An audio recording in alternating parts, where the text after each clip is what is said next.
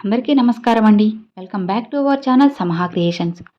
ఇక ఈరోజుటి వీడియో ఏంటి అంటే, భార్య బుద్ధి బయటపడేది ఇలాంటప్పుడే, ఈ సమయంలోనే.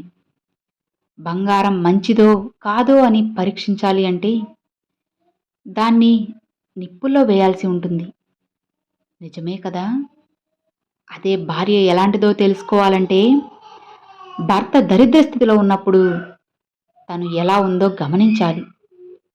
చూడండి, ఐశ్వర్యం ఉన్నప్పుడు అందరూ బానే ఉంటారు. కానీ ఒక్కసారి పేదరికం అనేది భర్తను చుట్టుముట్టినప్పుడు కూడా భార్య ఇదివరకులానే ఏమాత్రం గౌరవం కోల్పోకుండా, మీరు ఒత్తిడి తీసుకోకండి, మీకు తోడుగా నేనున్నాను, అంతా నేను చూసుకుంటాను, మీరు అస్సలు బాధపడకండి, మీరు వీలైనంతే సంపాదించండి, వీలు కాకపోతే ప్రయత్నిస్తూనే ఉండండి, నాకు మీ మీద నమ్మకం ఉంది, మన పరిస్థితులు ఎప్పటికైనా ఇలానే ఉండవని కంగారు పడకండి అని అనగలిగితే ఆ భార్య స్వయంగా లక్ష్మీదేవితో సమానమవుతుంది. ఒక భార్యకి పరీక్ష ఏమిటో తెలుసా? భర్త యొక్క దరిద్రమైన స్థితే. దరిద్రం అనగానే ఏదో అనుకోగానే భయపడకండి.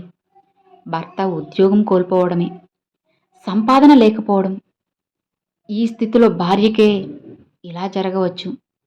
అప్పుడు భర్త కూడా తన భార్యకు ధైర్యంగా అండగా నిలబడాలి. నువ్వు ఎంతని కష్టపడతావు చెప్పు?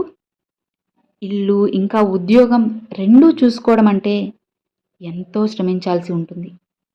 నువ్వు ఇల్లు చూసుకో, నేను బాధ్యతలు చూసుకుంటాను, నువ్వు కొన్ని రోజులు విశ్రాంతి తీసుకో సఖీ అని భర్త భార్యని అనగలిగితే ఆ భార్యకి ఎంత ఆనందంగా ఉంటుందో తెలుసా? అది మాటల్లో చెప్పలేనది. కాబట్టి ఒకరినొకరు దూషించుకోకుండా ఒకరికొకరు అండగా నిలబడగలగాలి, ఒకరికొకరు అర్థం చేసుకోవాలి. అప్పుడే మీ ఇంట్లో ఐశ్వర్యం నిలబడుతుంది.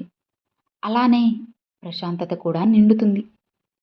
ఒక్కటి మాత్రం గట్టిగా చెప్పగలను, బంధం నిలబడాలంటే ఇద్దరూ తగ్గాలి. ఎవ్వరూ తగ్గకపోయినా కానీ ఆ బంధం అస్సలు నిలబడదు. ఎందుకంటే ఇద్దరూ తగ్గినప్పుడే వారి మధ్యలో సమానత్వం ఏర్పడుతుంది. అప్పుడు ఎక్కువ తక్కువ అనే భేదాలు అస్సలు ఉండవు. ఎక్కడైతే సమానత్వం ఉంటుందో అక్కడ సంఘర్షణలు ఉండనే ఉండవు. కేవలం సంతోషం మాత్రమే ఉంటుంది. నిజమే కదా! మానవుల అన్ని సంబంధాలకు ఆధారం అపేక్ష. భర్త ఎలా ఉండాలి అని అడిగితే నా జీవితాన్ని సుఖ సంతోషాలతో నింపేయాలి అంటారు. భార్య ఎలా ఉండాలి అని అడిగితే ఎప్పటికీ నా పట్ల అంకితమై ఉండాలి అంటారు. సంతానం ఎలా ఉండాలి అంటే తమకు సేవ చేయాలి అని, తమ ఆదేశాలను పాటించాలని అంటారు.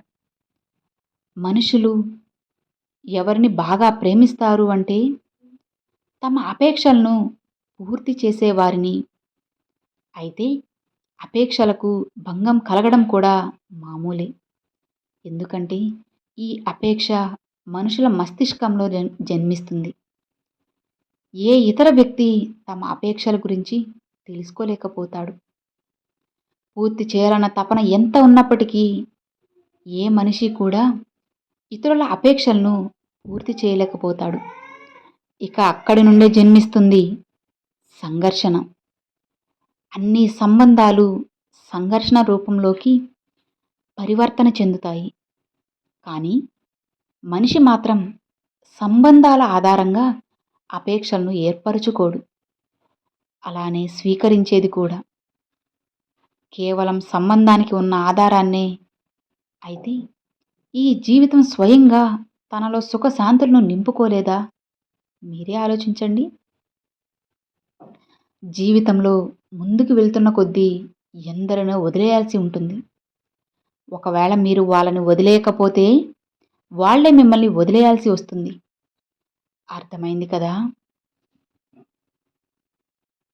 ప్రేమించడానికి అవకాశం ఉంటే సరిపోతుంది, కానీ ప్రేమించబడడానికి మాత్రం ఖచ్చితంగా అదృష్టం ఉండాలి. నిజమే కదా! అలుపు లేకుండా విజయం కోసం పోరాడగలిగితే మీ జీవితాన్ని మలుపు తిప్పే ఎన్నో విజయాలు నీ సొంతమవుతాయి. గుర్తుంచుకోండి. మీ జీవితంలో సంతోషం ఉందా? లేదా? అని ఎవ్వరూ చూడరు. కేవలం సంపాదన ఉందా?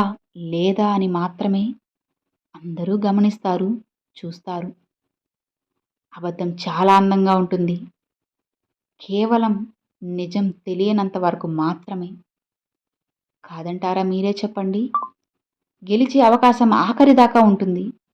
ఎక్కడ ఓడిపోతానేమో అనే భయంతో ముందే మీ ప్రయత్నాన్ని విరమించుకోకండి. ప్రయత్నిస్తూ ఉండండి. తప్పకుండా గెలుపు మీ సొంతమవుతుంది. అంతా మంచే జరుగుతుంది. అర్థమైంది కదా! ఇన్ని మంచి మాటల్లో మీకు ఏది నచ్చింది అనేది నాకు తప్పకుండా కామెంట్‌లో అయితే షేర్ చేసుకోండి. Thanks for watching friends.